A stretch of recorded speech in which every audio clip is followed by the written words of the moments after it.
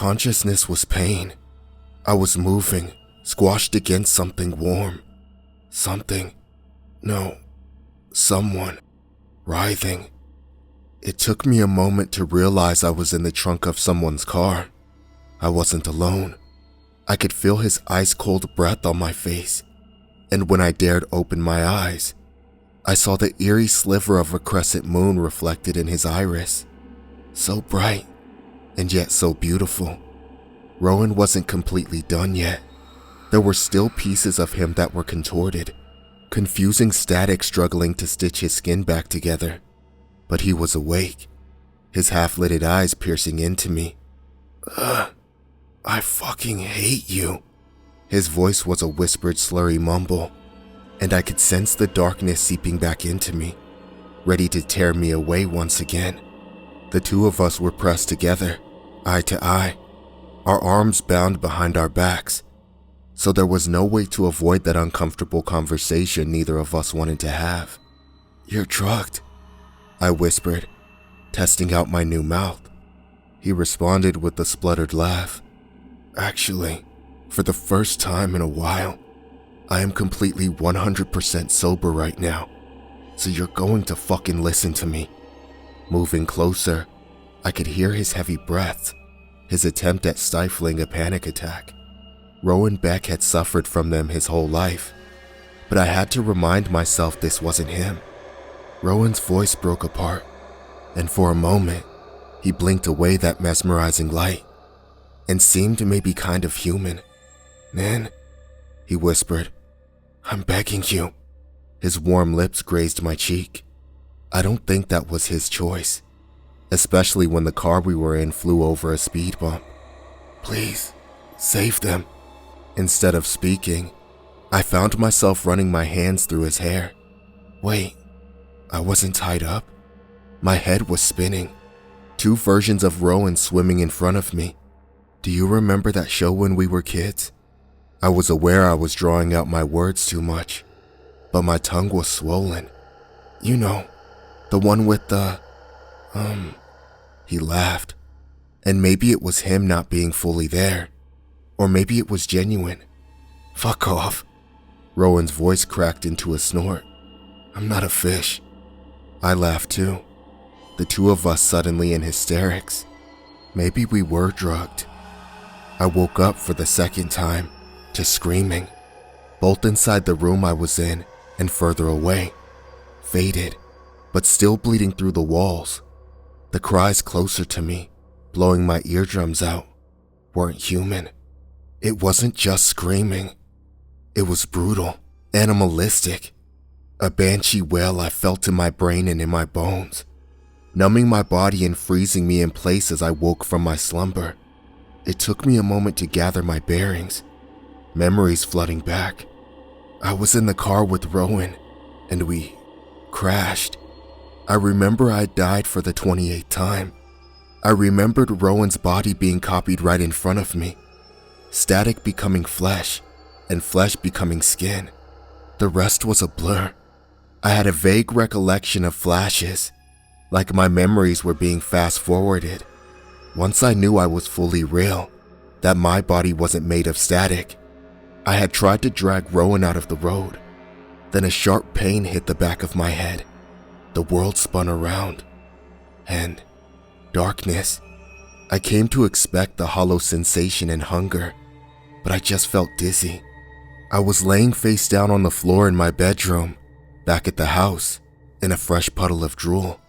I knew it was my room because I could smell the exotic plants I kept on my window, and the raspberry-scented perfume plugged into the outlet. Slowly, I sat up, resisting the urge to cover my ears to block out the cry. It was agonizing, nothing I'd ever heard before. In the corner of my eye, I saw her, a shape bleeding into my vision. Somehow, I knew she was crying in pain. It was agony and fear and anger enveloped in one hysterical cry, burning her lungs out and setting her body on fire. Imogen. I could feel my housemate screaming like a living entity crawling inside my brain, like she was dying. And somehow, I could feel it. the entity slicing into my soupy brain and twining itself around my spinal cord. Like Rowan, she was sickly pale and gaunt, but somehow beautiful, lying in a pool of halo-colored hair and moonlit eyes. My housemate writhed like she was possessed, but she didn't look like a monster. She was in pain, each wail racking her body. She was like an animal, I thought. An animal who needed to be put down. An animal I couldn't stand to see like that. Her vacant eyes didn't fully find me until I shook her, and life began to return to her expression slowly, before she sat up. Imogen was trembling, her eyes raw, filled with tears, and not quite human, but I could believe for a moment, if I suspended my disbelief, that she wasn't a monster. My housemate stared at me, blinking rapidly, like I was a hallucination, before her hand whipped out, claw-like fingernails slicing into my flesh. I felt her desperation, each nail digging into my skin and drawing blood. She could smell me. Rowan said that the three of them had been starving for the last few days, and seeing me must have been agony. Before she seemingly caught hold of herself, Imogen's grip loosened, her clammy fingers detaching from my flesh. My housemate's expression crumbled, humanity blooming back into fruition. Her voice grew stronger. "Please." She was growing progressively more hysterical. "You have to stop them. They're hurting me." Imogen tried to get up, but she was so weak. I found myself reaching out a hand and yanking her to unsteady feet, and once she could hold herself, my housemate dragged herself over to the door. She needed to eat, I thought dizzily, but it's not like the snacks I hid under my bed would do anything. I knew exactly what Imogen needed. Once I was close enough to the door, I could hear it. Low murmurs, followed by yelling. And judging from Imogen's expression, I knew we weren't alone. There were people downstairs, strangers. Remembering the figure looming over me, the person who had knocked me out and brought me home, I shivered. Who would do that? I thought. They had kidnapped me, and presumably Rowan too, and brought us home. Stop who? I managed to get out. My housemate was sobbing, trying and failing to get the door open, her twitching fingers scraping the handle. I sucked in a breath and grabbed her hands, squeezing them. The same thing I did in our freshman year, and I found holding her hands and talking to her in a hushed whisper calmed her down enough to talk. This time, however, my housemate was inconsolable. I did what I could to break through. "Imogen," I spoke stiffly, "you need to tell me what's going on, okay?" I squeezed her hands tighter, and her wails turned into soft whimpers. I hadn't forgotten what she was, and who I was to her. Nothing but food. But right then, we were both dealing with an unsuspected mutual enemy. I shook her again and she let out a sharp cry. Her whole body was trembling, and I fought to stabilize her. Every erratic movement threatened to buckle her legs. "Imogen, who's downstairs?"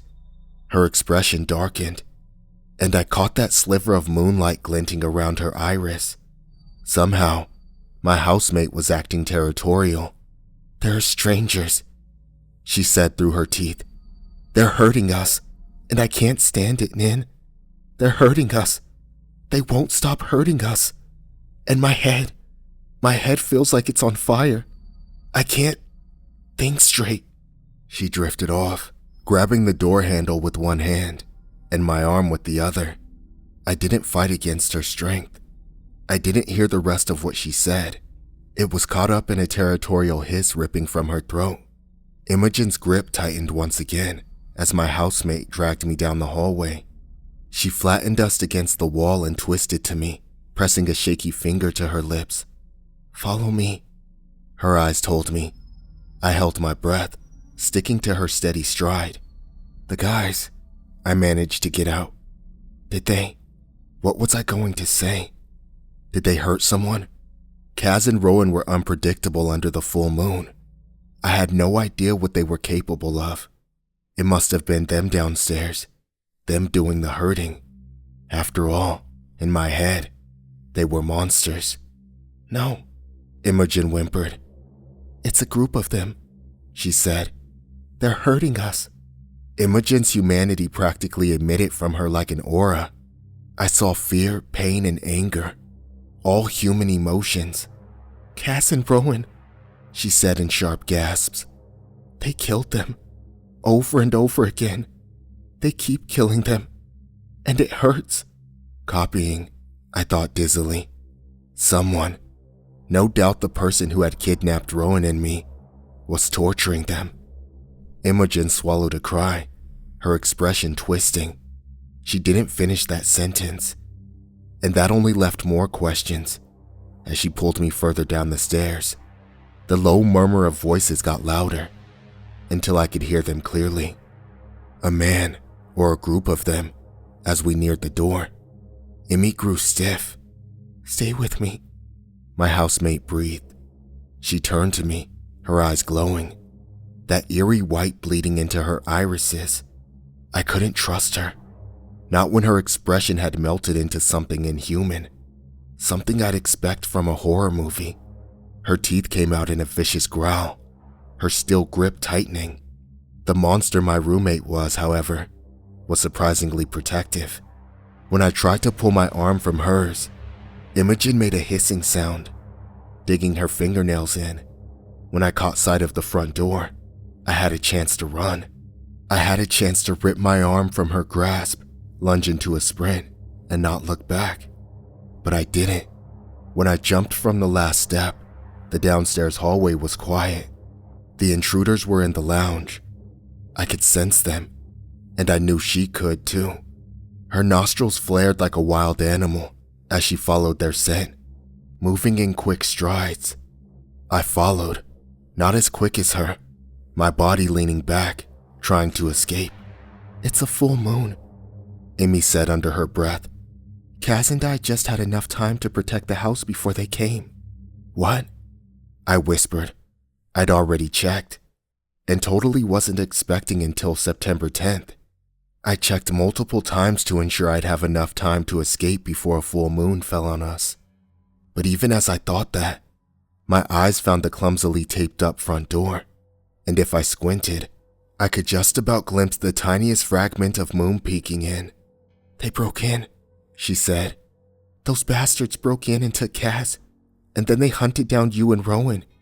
As she spoke, my housemate pulled me towards the lounge, where I knew the kidnappers were. Amy stiffened up when she reached the door. I think part of her enjoyed searching each room beforehand, like she was hunting them down. She reminded me of a lioness losing her cub. Whoever hurt Kaz and Rowan was dead, and we both knew that. I could tell from the way she moved, squeezing my arm like I was some kind of anchor. We found the boys inside the lounge, surrounded by a group of strangers. I didn't know what to look at first.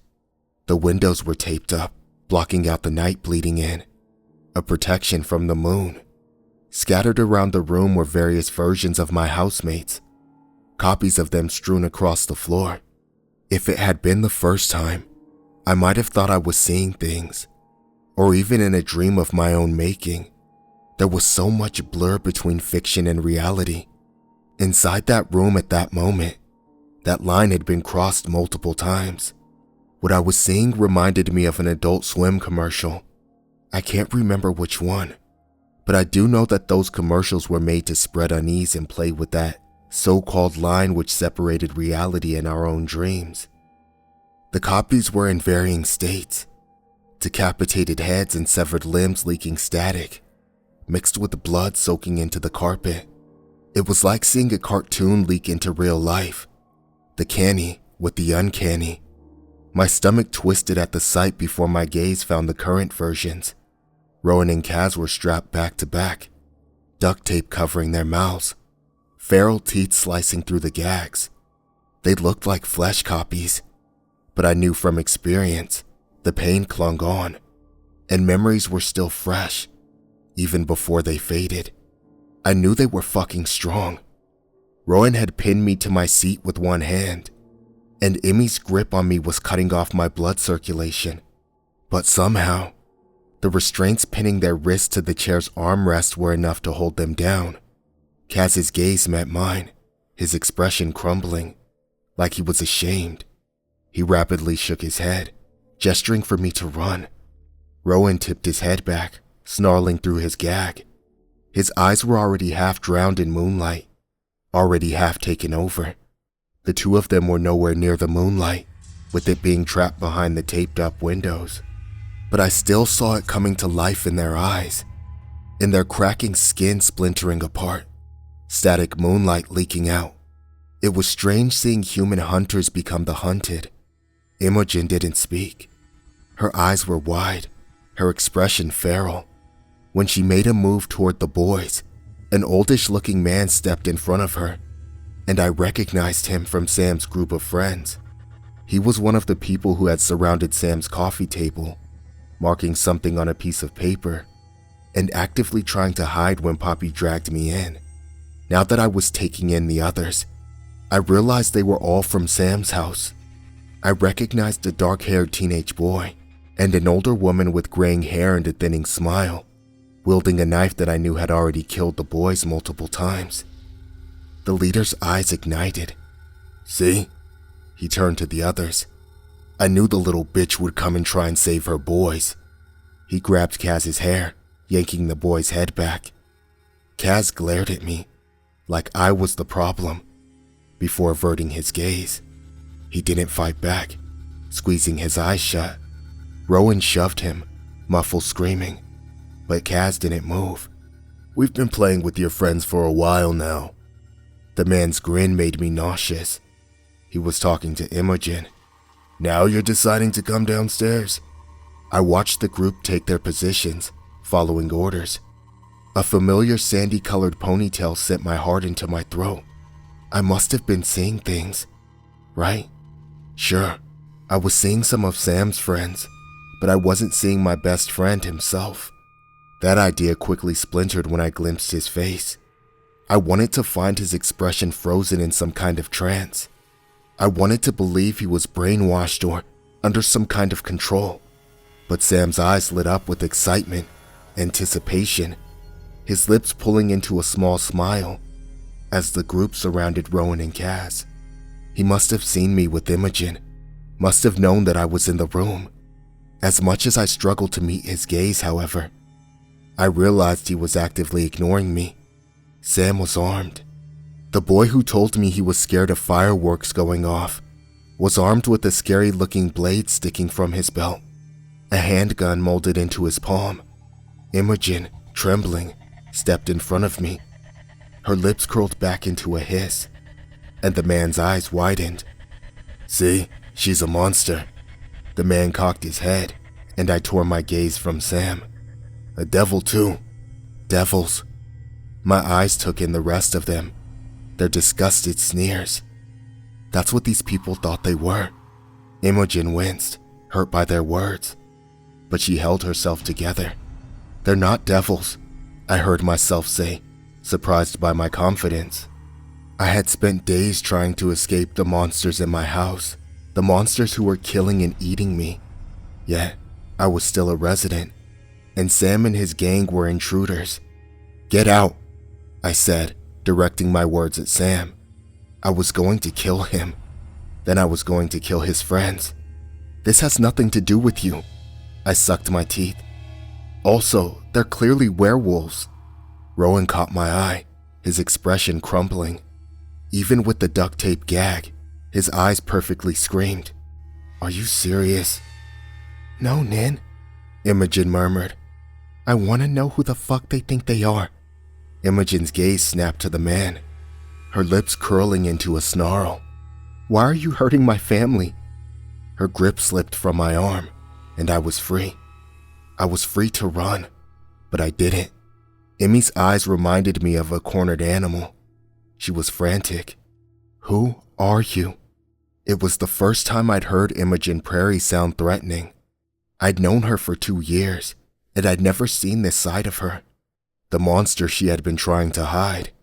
She opened her mouth to speak, but stopped when the teenage boy, who looked to be 13 at the most, lunged forward, grabbed Rowan by the scruff of his neck, yanked his head back, and plunged the knife he'd been playing with into my housemate's stomach.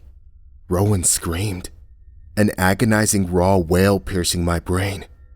But his cry wasn't alone. Kaz, still struggling wildly, howled into his gag, and Imogen squeaked, slamming a hand over her mouth. And then it hit me, why I'd been woken to her crying, writhing on my bed, why her tangled words had been barely decipherable on her tongue. "Stop!" she screamed, dropping all pretense. Imogen could feel them. Everything they felt, everything the two of them were going through. She felt it too, and it was ripping her apart. Every copy of the boys who had been tortured and murdered. Imogen felt everything. Their pain, their deaths, their rebirths. Chuckling, the man pulled the knife out with a whistle. It slid easily back through several layers of skin, though the knife was wet with static. Imagine something you didn't think was tangible, didn't think could be touched. And there it was, slicking the blade, and there was a cavern in his gut, and already the blood was draining away, the skin stitching itself back together with pulling static. The man's eyes were wide, lips stretched into a grin. "This is a fascinating magic trick," he leered. "Why don't you tell me, huh? How do these guys do it? We can slice up your boys and cut their heads off and they just grow another one." His shriek of laughter pierced my ears, and I caught Rowan's half-lidded eyes flick to the window, still covered with tape. Imogen's lip curled. She was already keeping an eye on him. Something told me the chair wasn't going to hold him for long. "Rowan," she spat. "I'm handling it." He responded with a snort, muffling through the tape. "Well, you're doing a great fucking job. I've got a question." The kid stepped forward with a scowl. I expected Imogen to attack him, but she just stood there, paralyzed, her body rattling with the boy's pain. "What did you devils do to my brother?" His words stirred something in my mind. Is that what they had been doing? Before me? Had they feasted on others?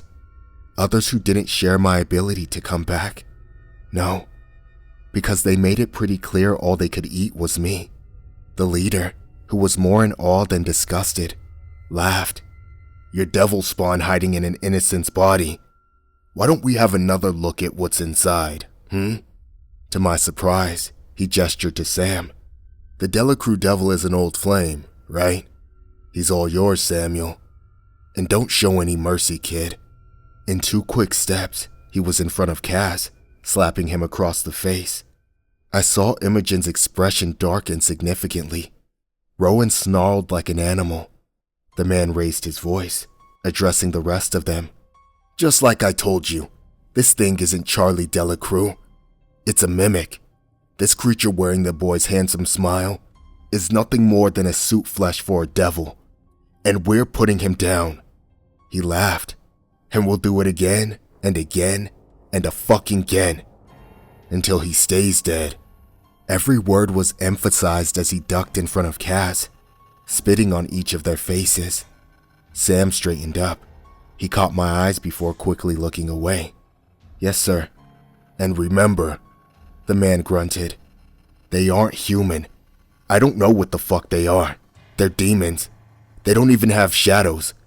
Look at them. They bleed darkness, and they're feasting on the townspeople." Sam didn't move for a moment before nodding and striding over to my housemate. Kaz weakly lifted his head, and I caught a glance between them. It was so fast I barely saw it, but it was definitely there. Familiarity and hatred mixed together in a cocktail burning between the two of them. Sam didn't hesitate, stabbing the blade through Kaz's hand. And just like clockwork, Rowan and Imogen reacted in sync, jolting, like they had been electrocuted. Sam didn't stop. He plunged the knife again and again, each thrust more violent, more brutal, telling a story. When Kaz's body arched back, he lunged forward in his chair, screaming through the tape over his mouth, howling like a beast. Sam twisted the blade deeper until it perforated bone, which turned to static, rewriting itself back into existence. Kaz's body didn't make sense. Rowan's cries turned animalistic as he kicked and screamed, his razor-sharp teeth slicing through the tape. Sam, no matter how much he seemed to enjoy it, there was something else in his eyes. Something I think he was in denial of, which only motivated him further. He was upset. No, angry. Fuming. My housemate's pained wails were in perfect harmony. And next to me, Imogen took a different stance. Her grip slipped from my wrist. "Go upstairs and lock yourself in the room," she said through sharp breaths. "Just like every full moon. And don't come out until dawn." "What?" I managed. "Are you serious? I know what's going on," I swallowed. "And I want to help." "Help?" Imogen's tone dripping with something sour. "So, not run away?" "What?" "Run." She turned to me, her eyes pleading. "Promise me you'll lock yourself up. I don't want you to see this."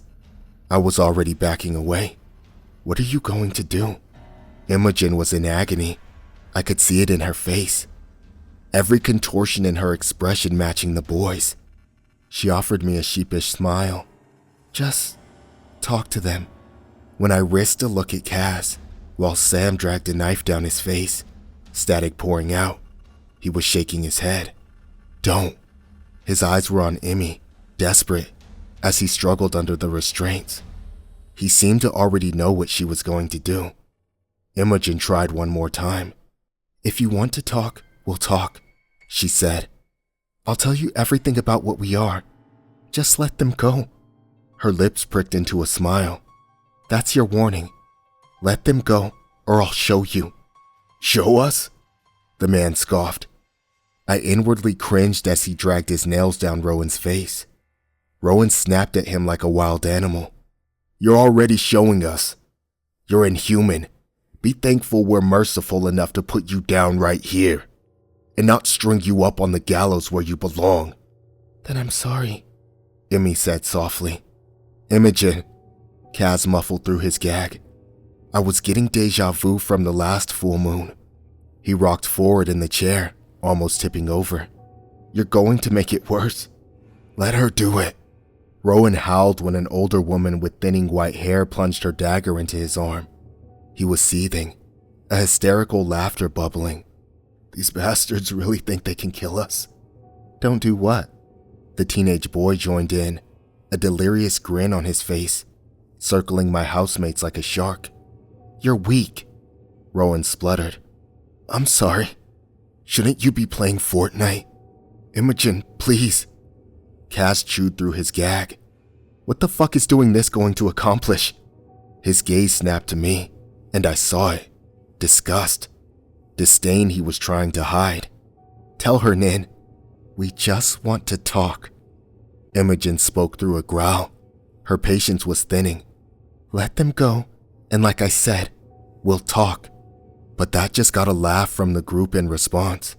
Sam, the only one who wasn't laughing, paused, mutilating Kaz's face. I noticed he was slower with the knife, like he was reveling in watching the skin slice open and splinter. Bleeding moonlight. "Talk?" a woman screeched. Her voice was like nails on a chalkboard. "The devils want us to talk? Devilish wolves don't talk." Rowan groaned. "Jesus fucking Christ. We're not wolves." She pointed a gun at Imogen. "Tell me, child," she sneered. "Would you be able to come back from a bullet in the brain? If I blow your head off, will you grow another one like them? Should I test it out? How about severing each of your limbs, I saw the exact moment Imogen Prairie gave up. She gave up begging, gave up trying to negotiate, gave up being human. She grabbed my hand, entangling her fingers with mine. I would be lying if I said it wasn't comforting. "There's a freezer inside Rowan's closet," Emmy said under her breath. "I want you to ignore what's in it and lock yourself in there." "But," I choked on my response, and she hissed, cutting me off. "Now!" I found myself nodding, my brain subconsciously submitting to that light in her eyes that was so hard to look away from. Right. I staggered into the wall. Emmy was next to me one moment, and then she was at the window. Half of her face was already illuminated in a semicircle of moonlight. At first, I thought she was going to try another tactic to free the boys, maybe from the back. She was fast after all, faster than I thought. But no. Kaz turned to me with questioning eyes before twisting to Emmy, muffling into the tape over his mouth. "Imogen, don't!" Emmy didn't waste time, standing on her tiptoes and clawing at the protection put in place to block out the full moon. And almost as if the moon herself had been waiting in anticipation outside, fighting to get in, she seeped into the room, milky white light filling every corner and hitting every surface. I remember turning to run, though something made me turn. Something, maybe morbid curiosity, twisted my body around and forced me to watch. Watch, as I finally realized why my friends were so afraid of the moon, why they forced me to stay in the room every night and blast music until my ears were ringing. It was almost like they were waiting for it. At least, Rowan was. I knew part of him didn't care about the control she had over him or what she made him do. He just wanted out of that fucking chair. I watched his frenzied gaze fix on Sam, who was carving the flesh from my housemate's face, before his twitching eyes darted to every corner the light bounced from. And then he went slack. His wrists writhed against the restraints. Then his face did the same. It drooped to one side. His whole expression went blank. Kaz followed, at first trying to bury his head in his lap, but it was too bright, too powerful, drowning him, flooding his eyes. Their faces, drenched in her, were hypnotizing. Just like the night of Abigail Matheson's party, they stopped struggling, their frightened eyes wide, lips twisted around the gags, before going slack. With her so close, inside the room, she filled me too. I heard her voice, her melodic singing filling their minds. No, our minds. She was affecting me too. I was aware I was moving, jerking, twitching, trying to find a way out, but I couldn't move. She was in my head, twining herself around my being, filling me, teasing me. My housemate's eyes reflected the same eerie glow. Not just the subtle halo glint I was used to seeing. This was blinding light, light that should have scorched their eyes out. And yet, it didn't. Instead, it became a part of them, weaving inside of them, fully taking over. She hit every reflective surface like she was burrowing deeper, overwhelming us. I was staring at Rowan, my gaze glued to him. That light bleeding from him was almost beautiful. Hypnotizing. I felt it beckoning me forward, and only snapped out of it when cutting fangs pierced through his duct-taped gag, his mouth parting in a monstrous snarl, inhuman screeching sending me to my knees. While the moon found her home, leeching onto their minds, I heard only the low hum of her song bleeding into my skull, enrapturing me. The humans reacted differently. They seemed more confused. I watched Sam's expression shift from morbid pleasure to horror as he pulled back with the knife. But my brain couldn't process what was happening. Time seemed to slow down, and suddenly, there was so much screaming. What my mind failed to grasp was that Rowan had ripped himself from the restraints, stumbling like an animal, duct tape still hanging from the corner of his mouth, and pounced on the woman who had leered at him. There wasn't even a struggle. I saw those brand new teeth snap out in an animalistic bite, and their headless torso hit the ground. Just like that. So fast. But he didn't stop there. Once free and fully exposed to her light, still suffocating the room, my housemate dropped to his knees, tearing into her chest and ripping out squirming, glistening insides until she was nothing more than unrecognizable flesh, pulsating under his weight. I didn't even see Kaz escape, but his chair was overturned, and there was so much blood. So much red illuminated under that mesmerizing moonlight, drenching everything. It glinted under the dim light. Entrails and severed limbs strewn across the carpet. Kaz had been the chilled out one, the one against killing Sam and his gang. But once the moon seeped inside him, my usually laid-back housemate crawled across the floor, tearing into anything resembling human flesh, bounding forwards on his hands and knees like a rabid dog.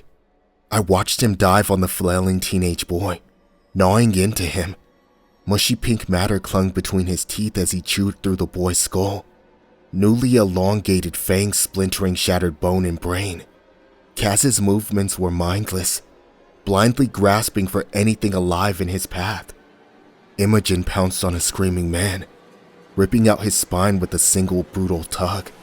Then Rowan, still kneeling over the woman's remains, coughed up an eyeball. Imogen snatched it from the ground and stuffed it into her mouth, the pulpy mass of red and white squelching between her two sharp teeth. That's when I remembered how to breathe. Movement behind me. Sam's sharp, heavy breaths hit the back of my neck as he whispered, "Run! Get out of here, Nin!" he hissed, slipping on entrails stuck to the soles of his shoes. "Fucking run!" Kaz, still ravaging the corpse of the leader, reacted to Sam's movement. His neck snapped up, head cocking to the side. His eyes were vacant. Sam stumbled back. He didn't look scared. I wouldn't say it was fear. It was pain. Agony. "Fuck," he said in a sharp breath, his gaze on Kaz. Sam pressed himself against the wall, twisting his head to find an exit. "Kaz?" He held out his hands. "Hey, Kaz, it's me." My housemate's face was transformed. No longer human. No longer the guy I knew. Twisted into something resembling a zombie. His eyes were milky white, filled, drenched, overwhelmed with her.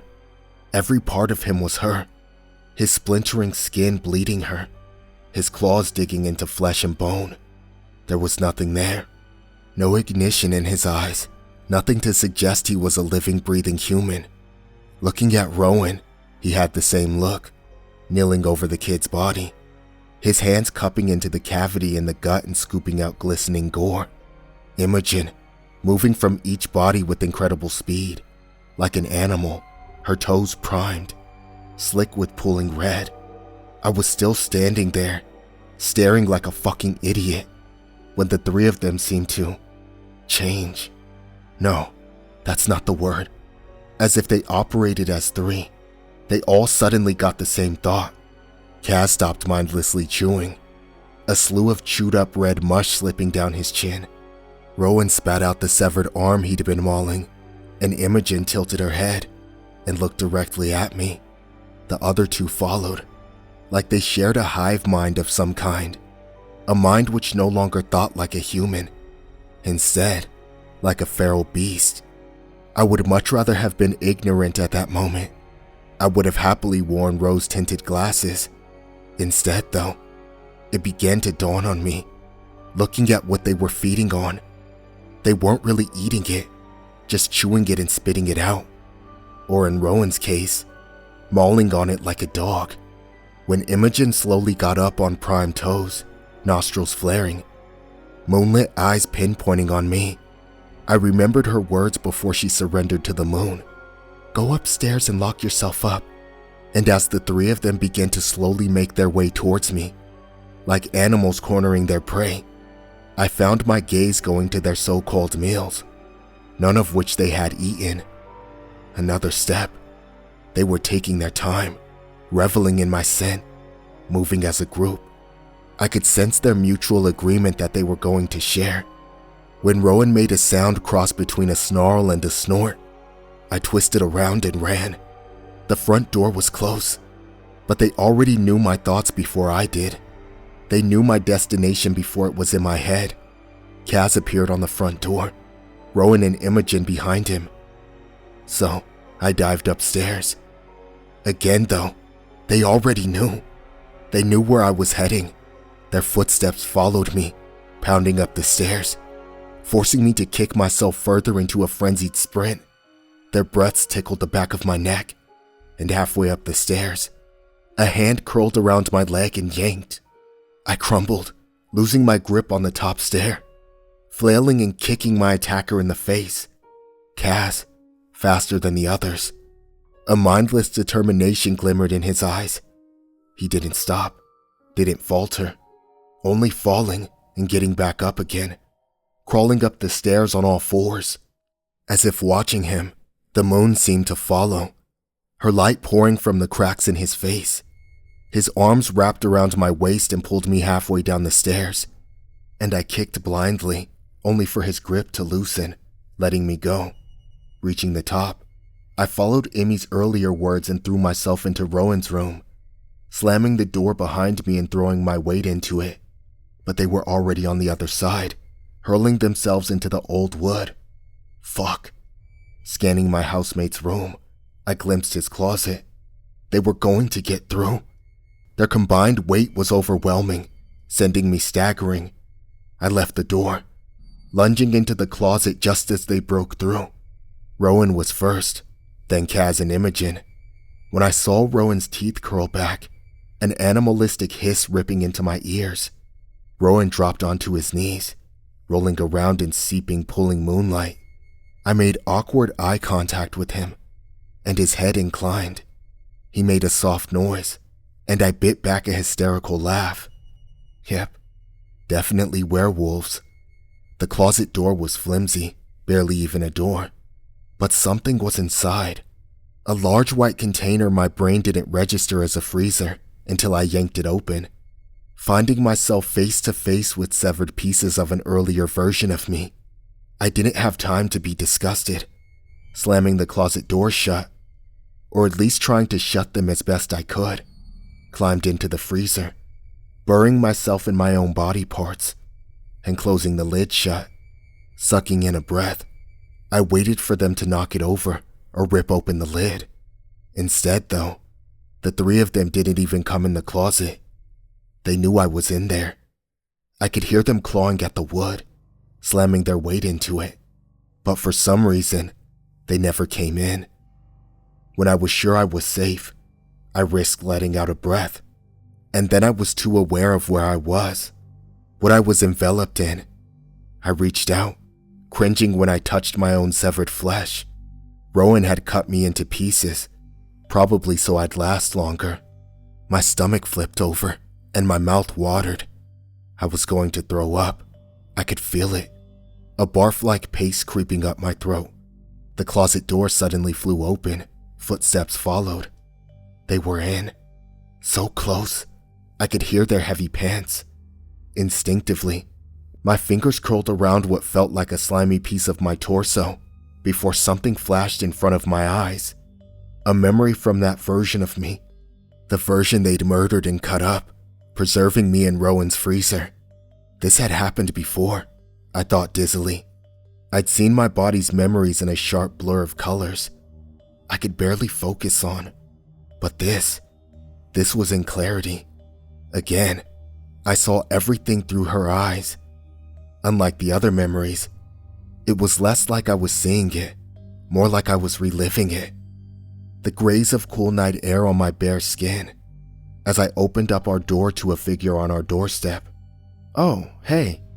My voice was a lot lighter and more energetic.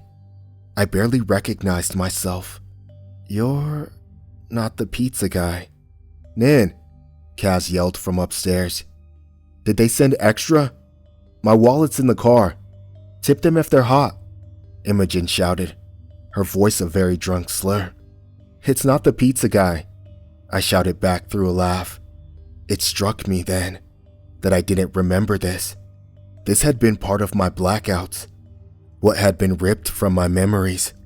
I felt myself pull away from my body parts, my gut curling at the thought of finally knowing what happened that night.